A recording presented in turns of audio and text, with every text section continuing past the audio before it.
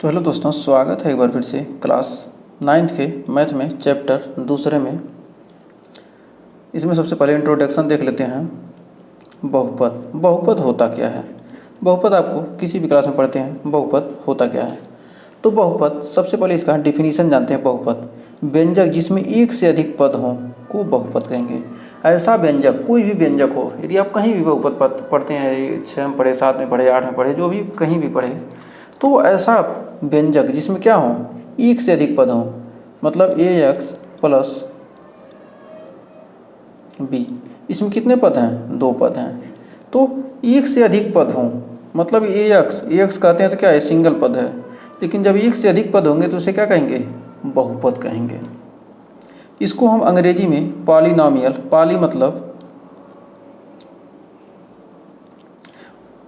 एक से अधिक कहा जाता है। अंग्रेजी में इसको क्या कहते हैं? पॉलिनॉमियल कहते हैं। और पॉलिनॉमियल दो शब्दों यानी पॉली और नोमेल से मिलकर बना है। पॉली एक ग्रीक शब्द है। जो पॉली है वह क्या है? ग्रीक शब्द, जिसका अर्थ होता है बहुत। बहुत मतलब एक से अधिक। एक से अधिक हो गया तो क्या होगा? बहुत में आ गया। और नोमेन एक लैटिन शब्द है जिसका अर्थ होता है नाम या पद। मतलब बहुत से पद को ही क्या कहेंगे? बहुपद। बहु मतलब अधिक, पद बहुपद। एक से अधिक पद को क्या कहेंगे? बहुपद कहते हैं। तो उम्मीद है बहुपद में आपको कोई डाउट अब नहीं रहेगा। अभी आगे बढ़ते हैं। कर इस प्रकार बहुपद का अर्थ कई पदों वाला होता है। बहुपद का अर्थ क्या हो गया? एक से अधिक पद वाला, यानी कई पदों वाला।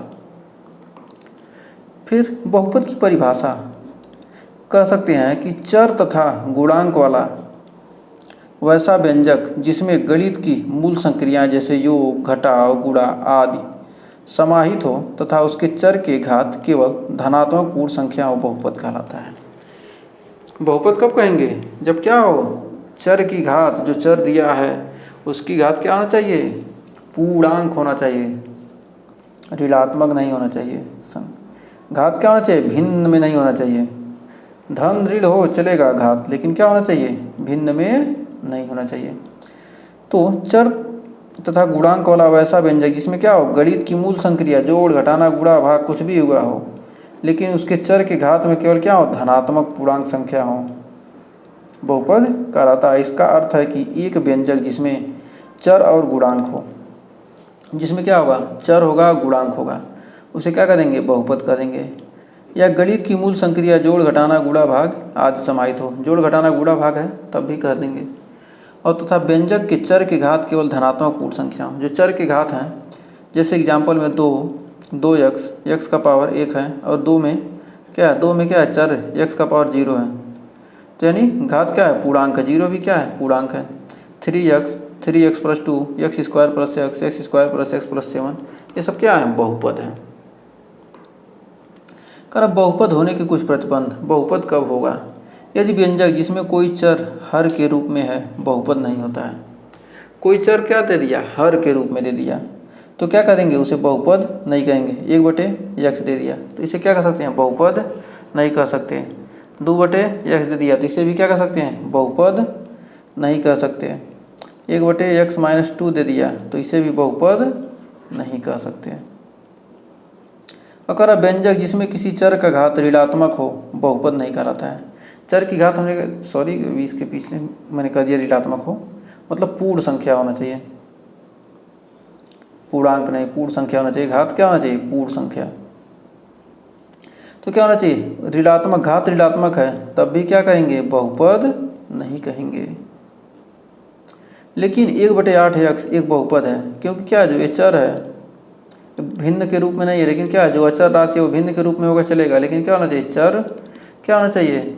भिन्न के रूप में नहीं होना चाहिए। एक बहुपद है क्योंकि यहाँ गुणांक का हर एक धनात्मक पूर्णांक है।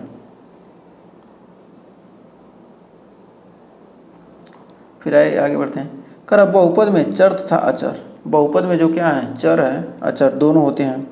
कर किसी बहुपद में x, y, z आदि को चर रूप में और 1 2 3 4 को क्या कहते हैं? बहुपद के अचर रूप में रखा जाता है। एग्जाम्पल में 2x प्लस 3 में 2 और 3 क्या है? अचर हैं, और x क्या है? एक चर राशि। जैसे x, y, z ये सब क्या होते हैं? चर राशि में गिनती होता है, और 1 2 3 4 ये सब क्या होते हैं? अचर राशियाँ होती हैं। अब गुणांक होता क्या है? गुणांक बहुपद के किसी पद का गुणन कारक उस पद का क्या कहलाता है? गुणांक कहलाता है। किसी पद में क्या किया गया? 3x लिख दिया गया, तो यह क्या है? 3 क्या है? इसका गुणांक है। किसका? चर x का। जैसे 3x² + 2y + z + 1, इस बहुपद में x² का गुणांक कितना है? 3 है, y का गुणांक 2 है तथा z का गुणांक 1 है। बहुपद के प्रकार। अब आइए देखते हैं। अब तक तुमने जाना बहुपद कब कहेंगे, किसे कहेंगे, काहे कहेंगे, कैसे कहेंगे। हमें उम्मीद है कि बहुपद में कोई डाउट नहीं होगा। तो अब आइए जानते हैं प्रकार। कितने प्रकार का होता बहुपद?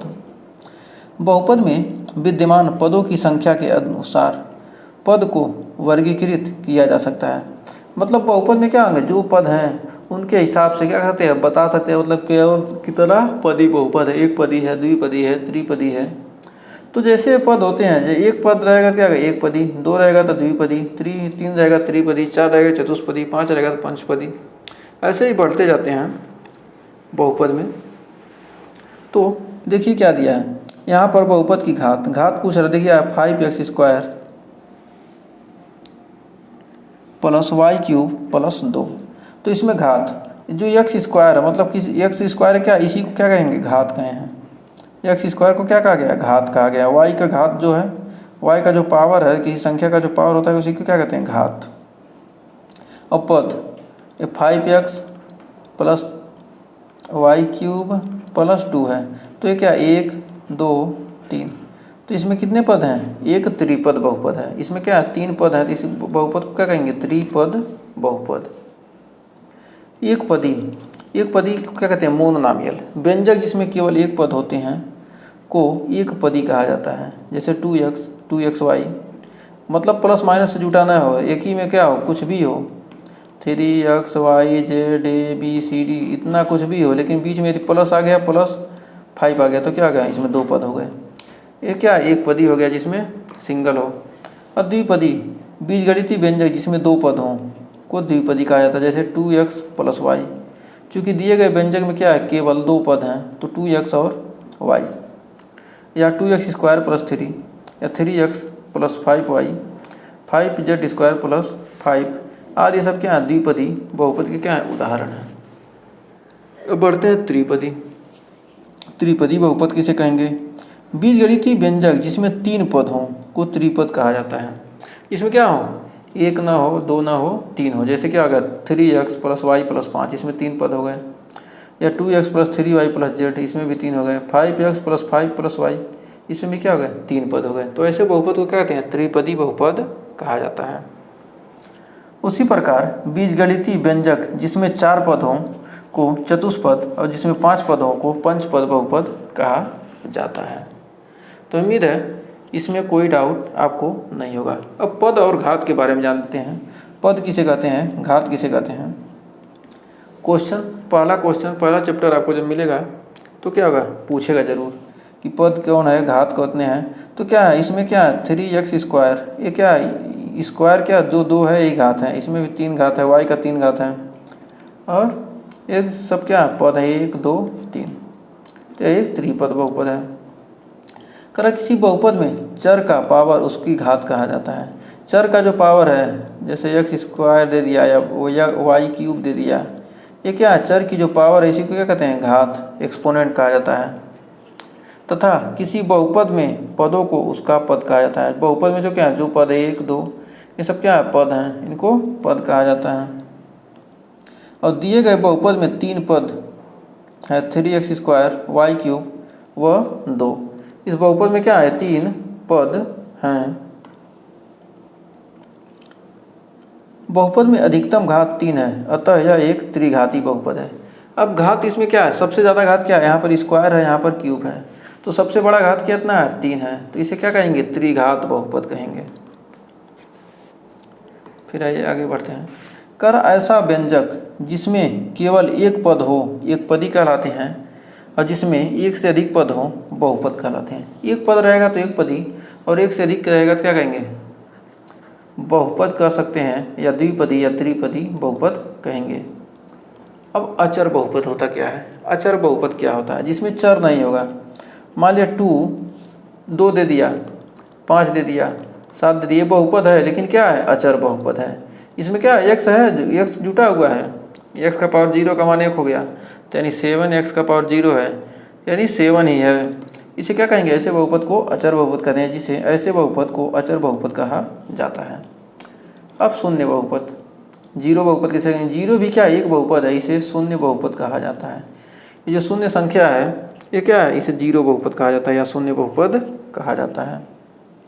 नोट, किसी बहुपद में चर यक्स है तो उसे P x Q x R x लिख सकते हैं। कोई बहुपद दिया तो क्या है, यदि इसमें खाली यक्स है तो क्या लिख सकते हैं, पी यक्स लिख सकते हैं। इसमें खाली वाई भर है तो क्या लिख सकते हैं, पी वाई करके डिनोट कर सकते हैं।